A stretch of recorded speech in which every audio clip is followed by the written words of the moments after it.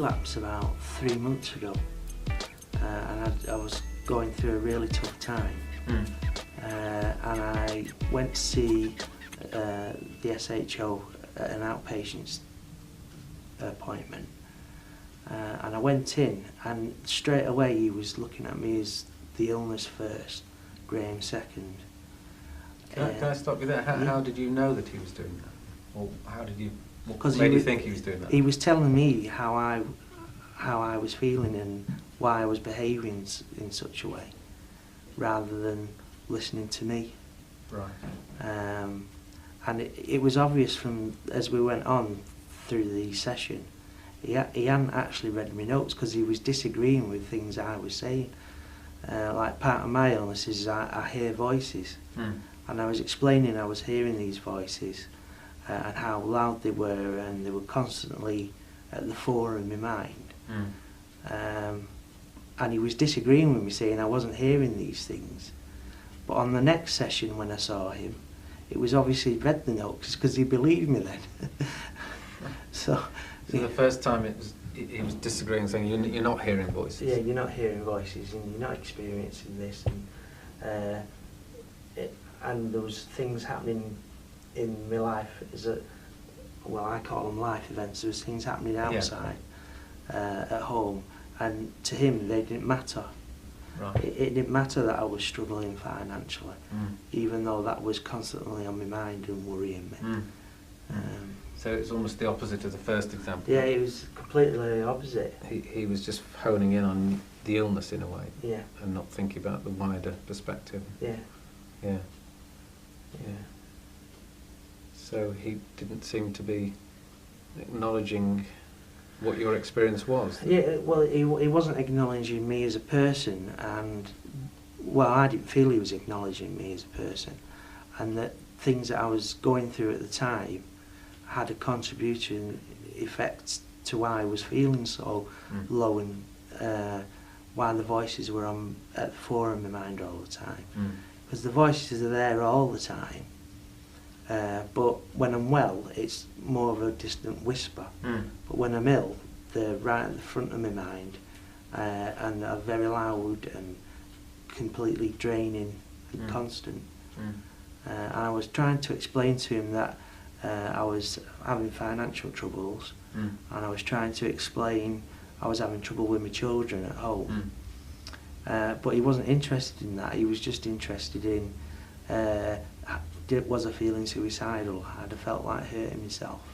Because those are what I think are conditioned questions and conditioned responses. He was looking for answers to them questions. Why do you think he was asking those questions? I suppose it's partly to be it's risk assessment, to make sure I wasn't going to hurt myself. But I think he was just looking for like an automated response, so he can go, yep, that definitely that illness, so I'll give him these pills. And it was almost like a sort of even a tick box. Yeah, a tick box. Yeah, definitely. As if you were on a conveyor belt, and it was like, oh, yep, that goes in that pigeonhole there. That's what I felt like. He was trying to pigeonhole me. And I'm just thinking, because you're describing when you're unwell, that the voices become very pressing, very dominant, don't they? And it must be very difficult to communicate when you're like that. Yeah, it is. And I'm just wondering what sort of response would be helpful from a doctor, a professional, when you're in that kind of place. What would make it easier for you, do you think? I think it's to look at you as a person. This is Graham, and he's come with this illness. And there will be certain behaviours and feelings I'll be having, but to look at the large picture rather than just. If the first time you meet someone, because they say first impressions count, so if the first impression you get of your doctor is that he's checking the time or he's not really listening, you're not going to want to explore perhaps avenues of treatment or telling him personal things. Things that are affecting you, and if you haven't got that rapport, you're not going to tell him about the wider picture either. You're not going to want to tell him that you're thousands of pounds in debt, or your wife's just run off with the milkman. Which I guess could be crucial as well, couldn't it? Definitely, yeah. Yeah. Yeah. Yeah. I mean, for example, if it's somebody who's going through a marriage breakup, you know, to them that might be the end of the world. Mm. Can I move on to a different subject now, Yeah. just to ask about diagnoses and your experience of having a diagnosis? Have you had a diagnosis? Yeah, I suffer from psychotic depression. Yeah. And when I'm very stressed or very low mood, I do have a doctor told me once they're called auditory hallucinations, and it's really prevalent when I'm feeling very low.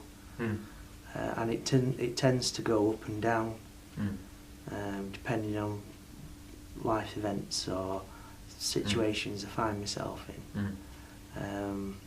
And touch wood, with medication and with a regime I go through with myself, I'm able to beat it most of the time.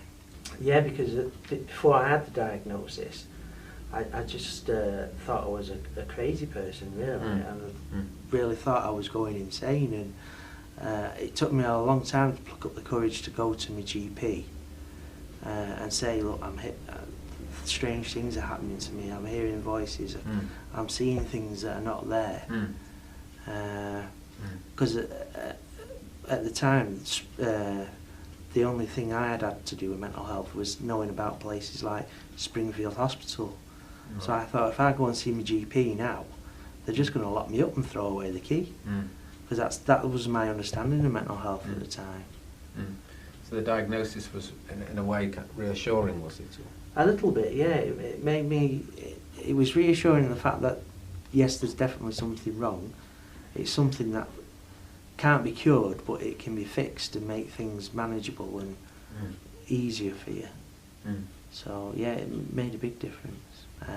And this is how we're going to try and fight it. Right.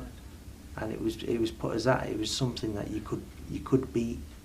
Right. As the same way as somebody who's had cancer or something else, they can beat the illness. Yeah.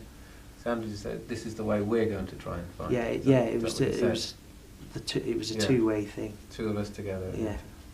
And was that helpful? Yeah, definitely. Because I thought that this was it then. At that time, I thought, you're never going to get any better. Because things just seem to be getting worse and worse and worse. And I just felt it wasn't going to improve. But you know, a few years down the line, and I'm back living a normal life and working and living like anybody else. And again, this sort of sense of working together. Yeah, definitely. Perhaps acknowledges you as somebody who can work and more active as well. Yeah, can actively work with the doctor, the professional. Yeah, it's definitely a collaboration. It's no good if he just says, right, tick these boxes and here's the prescription. That doesn't solve anything. Because it might improve you for a while, but it won't last very long. Right.